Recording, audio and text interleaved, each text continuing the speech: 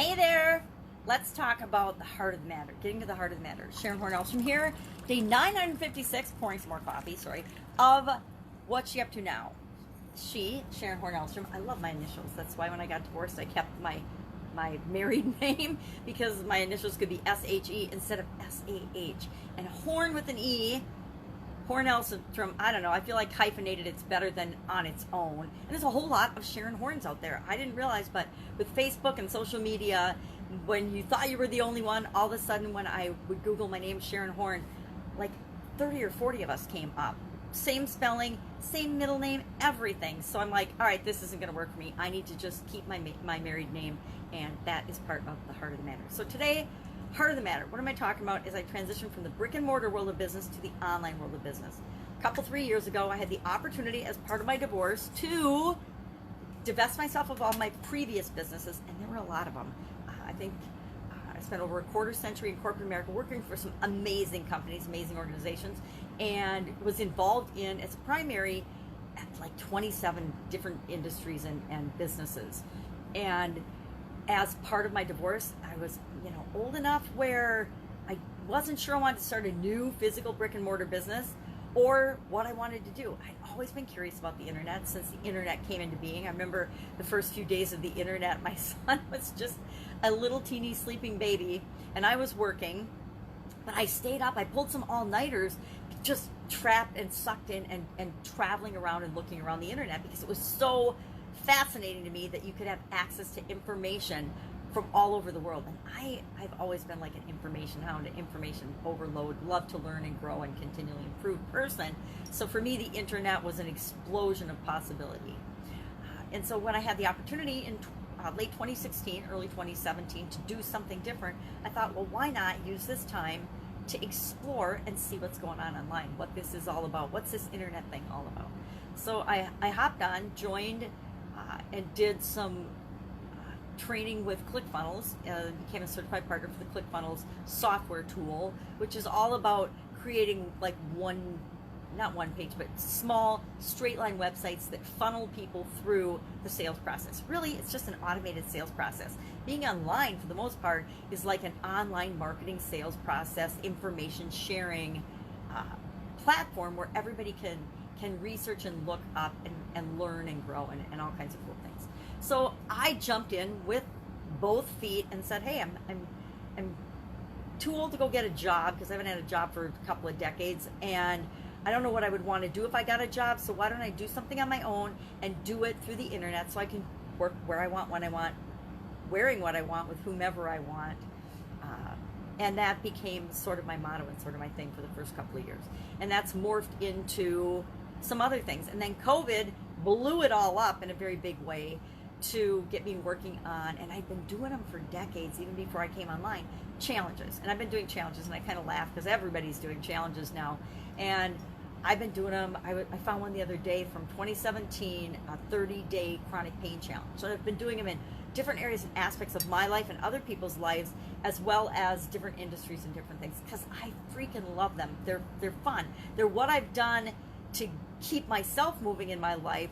So if I find a tool and I find something that works really, really well for me, I want to share that with other people. I have done so many challenges on myself, literally thousands of challenges, because I find that challenging myself gets me the internal motivation and drive and commitment to myself to actually do the things I want to do, to do the things I say I'm going to do, to follow through and commit. And the truth is, you can make commitments to other people and you can break them, and you can get away with that. You can get away with it. Maybe not all the time, but sometimes you can get away with it. But when you make a commitment to yourself and you break it, you never really are off the hook. You've disappointed yourself, and it kind of eats away at you when you don't keep your word to yourself. You don't have to keep your word to anyone else on the planet. Really, you don't have to. It's up to you.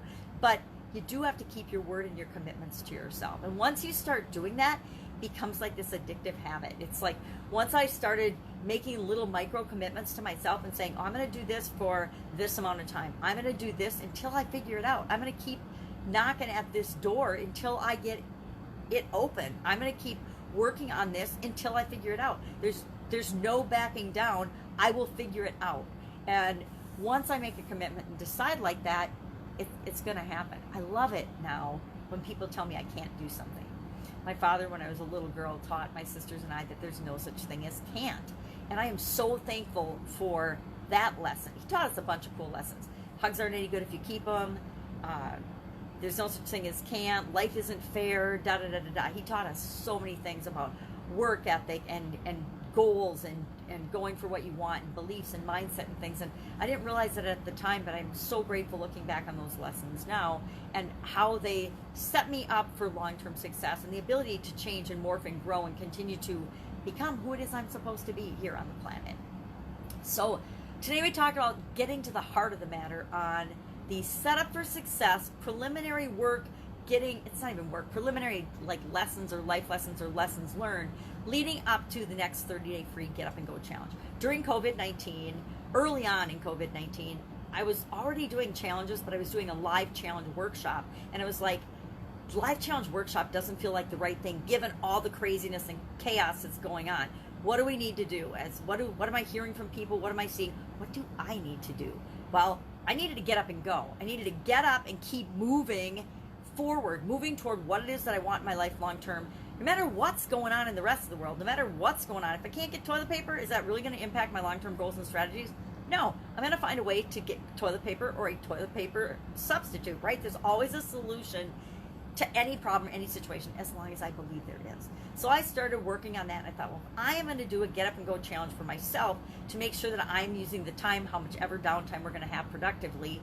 And I think on the 31st, I probably of March, I set up the Get Up and Go challenge page and the Get Up and Go challenge private group because we had just gotten word that my state, the state of Wisconsin, was going to be shut down for the entire month of April and that the kids would be home and things. That meant my amazing little granddaughter was going to hang out with me every day, and I was super excited about that. But I also knew that even with that change going on, I needed to find ways to keep moving forward in my life, in my business, and in every area. Now, I have personally seen COVID-19 as this incredible gift toward our personal development, our personal growth, and our ability to stop and look at and really decide what our priorities are. Have people done that?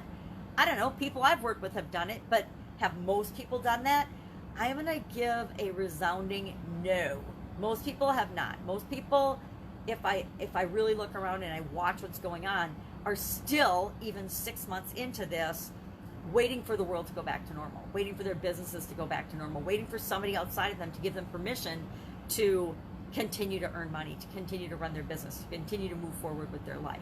And I guess I could go into a whole thing about when we're looking for things outside of us, we get disappointed because it's up to us and what's inside of us, knowing that everything we need is inside of us, yada, yada, yada, to move forward and achieve and do what we want. So Get Up and Go challenge, October. All of this was to say I'm doing it again October 1st through 31st for myself and for others. And we've got a framework that we follow that guarantees that you or anyone else, if they use this framework, will get better results after any challenge, any change, any crazy chaos that's going on in the world. They'll be better off personally after than before that change or challenge happened to them. How do I know that? Because I have used this literally tens of thousands of times on myself, in my own life, with coaching students, with friends, acquaintances, relatives, and it's worked 100% of the time, every time, for each and every one of us, because it's a process and a framework and a system that we install in our subconscious. And guess what? We've already got a system and a way of dealing with change and challenges. We already have one. But for a lot of us, it isn't in our best interest. It's in our subconscious's best interest because it's kept us safe so far, but it really isn't in our best interest given where we want to go with our lives. It'll keep us rolling in the same circle over and over and over again, whether we want it to or not. So purpose of the challenge, I guess I'd say the real purpose of the challenge is to install in you and to reinforce in me this framework for continuous improvement, for continually moving toward what we want, no matter what goes on outside of us, around us, and in the world. You know, the only time we literally stop and are done moving toward what we want in our life is the day that we expire, the day that we transition, the day that we pass away, the day that we die, however you describe it, however you imagine it. That is a full stop. COVID-19 feels like a full stop.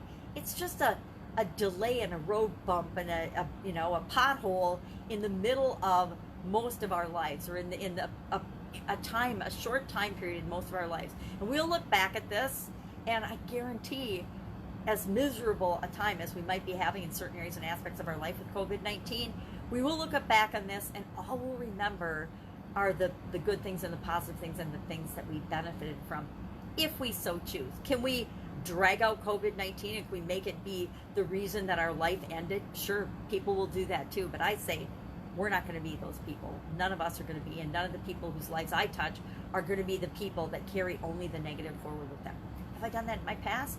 Sure have. Have I commiserated over past events for a decade or more in some instances? I sure have, because I'm human. But I also learned along this way and along this journey that carrying that with me only impacted me. It didn't change anything for anyone else on the planet, even the people that were involved in that situation. It only impacted me. And when I realized that, I was like, boom, out of there, done thinking, feeling, or giving that any time, energy, or emotion from this point on. So, Get Up and Go Challenge is in its Setup for Success interim phase. Anybody that's interested in that can join, of course, the free Get Up and Go Challenge page, 11 a.m. Central Standard Time every day. I do that challenge there. It's just quick. Usually, I'm going to say I like to keep it under 10 minutes, but for example, today's was a little over 14 minutes. It depends on the topic. It depends what I'm talking about. It depends how many examples I share from my life. And I like to share examples so people can really relate to that, and stories of how this particular thing has impacted me, and why I say it's important to get to the heart of the matter. Why I say you really want to get to the root cause versus just dealing with surface issues. There's a reason for that. I didn't always know that you needed to figure stuff out, or that you needed to find the root cause of something, or you needed to find the real problem, not just mask the symptoms. I didn't know that till I was older. We do better once we know better. So that was a topic of Get Up and Go Challenge, or Set Up for Success today. Fun challenge today was about our favorite book or favorite story, because stories allow us to travel anywhere, anytime, any place, to be different characters, to travel within ourselves, etc. So I loved the fun challenge today. Today's idiom for Supersize Your Business was top drawer, which is really interesting and got me curiously thinking about what the heck do people keep in their top drawers. And I've been running around the house all day looking in the top drawers of every room to say, this is what I keep in here. What does this say about me? Does this really emphasize the meaning of top drawer? Meaning we keep our most important, most valuable, most urgent, most accessible things in the top drawer of our bathroom bureaus or in our office desks and things like that. And I would have to say that 90% true for me, that the things that I want to get access to the most often, or the most urgent, or the most important to me, are in the top drawers of the different areas of my house. So I thought that was really interesting. Today is weekday, Thursday, so I have got an accountability call. I actually have coaches and teams and masterminds and things that I'm a member of, as well as leading my own. And so I have an accountability call with one of my coaches today. So I'm excited about that. And I also am doing some fun, interesting, unique creation and co-creation with other amazing people that you'll hear more about down the road. But for right now, it's under my hat. We're keeping things hush-hush until we nail out the details and we figure out how we really are going to present, and when we're really going to present and serve what it is that we're creating. That's it. That's all I've got today. Go out, have an absolutely fantastic, amazing day. And if I can help you in any way, ask in the comments below. Again, I got to see my granddaughter last night. She came over after school for a little bit. And so that was good. She's loving school, and that makes me so happy and so excited that she likes school and is loving school. I think she was a little scared the first day because she didn't know her number for the bus. And school's really different right now than it was when we were kids. It's very different with COVID, how they're navigating it, what's going on, how things work. And so she shared a couple of different things that have happened to her that made her a little scared and nervous because she's very shy. But it's awesome that she's super excited about it. So see, you can be shy and introverted and still be super excited about stuff, right? You can be a nerdy engineer and still be excited about stuff. It's going to be different stuff that other people are excited about. But guess what? We only want to be excited with the people that are excited with us, if that makes sense. Go out, have an absolutely amazing day. The whole point of the granddaughter is, since I'm not hanging with her, my schedule is open for a very short window of time, because it's like a vacuum. I'm filling it up fast, but if you hit me up at the right time, the right place, I am more than happy to give you a hand and help in any way that I can. All right, have an awesome day, and I'll, of course, be with you tomorrow and let you know what I'm doing as I transition from the brick and mortar world to the online. Take care. Bye.